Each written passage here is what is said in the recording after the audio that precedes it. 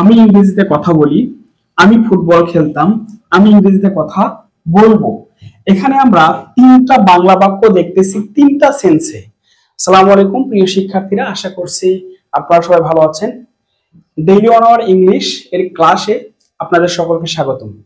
আজকে এমন কিছু বিষয় নিয়ে কথা বলবো যে বিষয়গুলো আমাদের ইংরেজি গ্রামার এবং কথা বলতে খুব ভালোভাবে সাহায্য করবে। আমি আশা করছি আপনারা যারা এই মুহূর্তে ক্লাসটি দেখছেন ক্লাসটি না টেনে শুরু থেকে শেষ পর্যন্ত ক্লাসটি দেখার জন্য আমি আশা করছি আজকের এই ক্লাস থেকে আপনারা ভালো একটা কিছু শিখতে পারবেন। সুতরাং আজকে আর দেরি নয়, চলুন শুরু করা যাক আজকের ক্লাসটি। আমি ইংরেজিতে কথা বলি, এটা কোন টেন্স? আমাদের আগে টেন্স শিখতে হবে। এখানে খেয়াল করুন একটু, লম্ব লম্ব, এই লম্বের ল এবং ম যদি বাংলা ক্রিয়া, এখানে ক্রিয়া কোনটা? কথা বলি, এইটুকু পুরোটাই কিন্তু একটা ক্রিয়া। খেয়াল করেন একটু যে কথা বলি যদি ক্রিয়ার শেষে যদি ল ম ব এই তিনটা অক্ষরের একটাও না থাকে তাহলে এইটা হবে প্রেজেন্ট টেন্স। এখন প্রেজেন্টের কোন tense? Present indefinite, continuous, perfect, perfect continuous, এটা আমরা পরে দেখবো ধাপে ধাপে। ওকে, এখন এখানে খেয়াল করেন আমি ফুটবল খেলতাম, এখানে একটু খেয়াল করেন সবাই যে আমি ফুটবল খেলতাম, এখানে খেল এইটা হচ্ছে ক্রিয়া। খেয়াল করেন একটু, খেল এর সঙ্গে কি আছে? যোগ তাম কথা আছে। খেয়াল করেন তো ম আছে কিনা? যদি লম্বের ল এবং ম কোনো বাক্যের ক্রিয়ার শেষে যদি থাকে তাহলে সেটা হবে পাস্ট টেন্স। এখন বিষয় হচ্ছে পাস্ট ইনডিফিনিট, পাস্ট কন্টিনিউয়াস নাকি পাস্ট পারফেক্ট, এটা আমরা পরে দেখব। ওকে, এখন 3 নম্বর বাক্যটা একটু সবাই খেয়াল করেন যে আমি ইংরেজিতে কথা বলবো, এখানে কথা বলবো এটা হচ্ছে ক্রিয়া। কথা বল, খেয়াল করেন সবাই একটু, কথা বল এর সঙ্গে কি আছে? ব আছে। অর্থাৎ বাংলা ক্রিয়ার শেষে যদি ব থাকে তাহলে হবে ফিউচার টেন্স। এখন future indefinite, future continuous, future perfect, future perfect continuous কোন টেন্স হবে এগুলো আমরা ধাপে ধাপে দেখব। আজকে আমরা এই ক্লাসের মধ্য দিয়ে আমাদের স্পোকেন ইংলিশ এবং গ্রামারের ক্লাস আমরা শুরু করতে যাচ্ছি। আমি আশা করছি আপনারা কমেন্ট, ফলো এবং শেয়ার দিয়ে আমাদের পাশে থাকবেন ইনশাআল্লাহ। ওকে, এখন আমরা এই বাক্যটাকে আগে ইংরেজি করব। আমি ইংরেজিতে কথা বলি। ইংরেজি বাক্যের একটা সাধারণ গঠন আছে, সেই সাধারণ গঠন হচ্ছে সাবজেক্ট, এরপরে হয় ভার্ব, এরপরে হয় হচ্ছে অবজেক্ট বা এক্সটেনশন।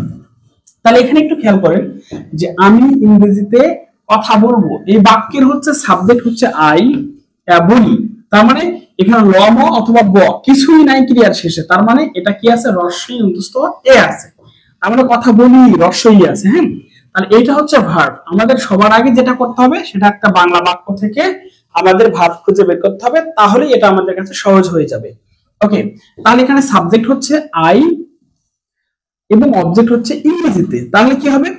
আই, কথা বলার ইংরেজি কিন্তু স্পিক,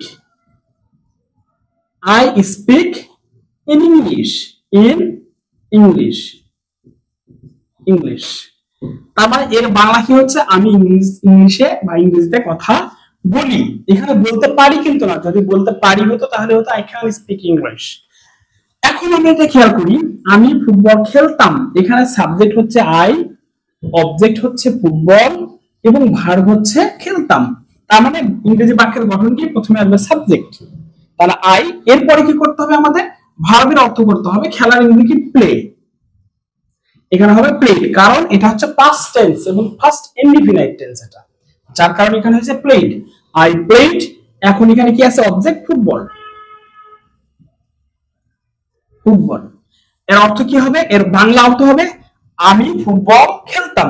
এখন আমরা 3য় নম্বর বাক্যটা দেখি, আমি ইংরেজিতে কথা বলবো, মানে ফিউচারে গেছে টেন্সটা, ভবিষ্যতে, যে আমি ইংলিশে কথা বলবো। তাহলে এটার ইংরেজি কি হবে? আমাদের প্রথমেই কাজ কি? আমরা যখন কোনো কিছু ইনিশিয়েটিভ পর্যায়ে বা বিগিনিং পর্যায়ে থাকবো, আমাদের প্রথমেই চিন্তা করতে হবে কি? আমাদের সাবজেক্ট অবজেক্ট ভার্ব ধরে ধরে ইংরেজি করতে হবে, তাহলে এগুলো আমাদের জন্য অনেকটা ইজি হবে। প্রথমেই যদি আমরা সাবজেক্ট অবজেক্ট ভার্ব না ধরি, যদি আমাদের মতো করে করি, তাহলে কিন্তু আমরা এটা থেকে আউটকাম খুব একটা ভালো পাবো না। ওকে, তাহলে এখানেও সাবজেক্ট হচ্ছে আই, অবজেক্ট হচ্ছে ইংরেজি এবং কথা বলবো এর এটা হচ্ছে ভার্ব। তাহলে এখন আমাদের ইংরেজি করতে হবে কিভাবে? আই, কথা বলার ইংরেজি কি? স্পিক, তার মানে এটা হচ্ছে ফিউচার ইনডিফিনাইট টেন্স, যার কারণে এখানে হবে will, I will speak speak English. Speak in English হবে ইন ইংলিশ। যেহেতু তে কথাটা আছে বা আমি ইংরেজিতে কথা বলবো, এই কারণে এখানে আমরা প্রেপজিশন হিসেবে ইনটা ব্যবহার করতে পারি। যে আই স্পিক ইন ইংলিশ, আমি ইংলিশে কথা বলবো। আই প্লেড ফুটবল, আমি ফুটবল খেলতাম। আই স্পিক ইন ইংলিশ, আমি ইংলিশে কথা বলি। ওকে, আমরা আবার একটু শুনি। আই স্পিক ইংলিশ, আমি ইংলিশে কথা বলি।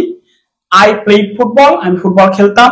আই উইল স্পিক ইংলিশ, আমি ইংলিশে কথা বলি, আমি ইংলিশে কথা বলবো। তার মানে এই ছিল আমাদের আজকের টেন্সের শুরুর বিষয়, যেন আমরা টেন্স চিনতে পারি কোনটা প্রেজেন্ট টেন্স হবে, কোনটা ফিউচার টেন্স হবে এবং কোনটা পাস্ট টেন্স হবে।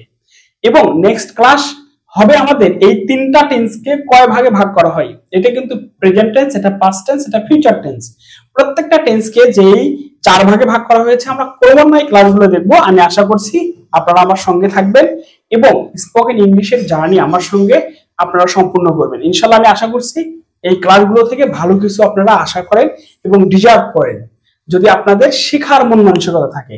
আর আমার হচ্ছে অফলাইন ব্যাচ মাইমেনসিং, আমি মাইমেনসিং রুম নিয়েছি, এটা হচ্ছে মিরবাড়ি রেল ক্রসিং। আপনারা এখানে আসলেই আমার ব্যানার দেখতে পাবেন। এই জায়গায় আমি অফলাইনে এইচএসসি, আলিম এবং অ্যাডমিশন শিক্ষার্থীদের পড়িয়ে থাকি। সেই সঙ্গে আমার spoken English, kids spoken English এবং অ্যাডাল্টস স্পোকেন ইংলিশের একটি নতুন ব্যাচ আমি শুরু করতে যাচ্ছি আগামী 20 তারিখ থেকে। আপনারা যারা এই ব্যাচে জয়েন হতে চান তার স্ক্রিনে দেওয়া নাম্বারটি থেকে আমার সঙ্গে যোগাযোগ করতে পারেন। আপনাদের অনেক অনেক অনেক ধন্যবাদ আজকের এই ক্লাসটি মনোযোগ সহিত দেখার জন্য। আসসালামু আলাইকুম।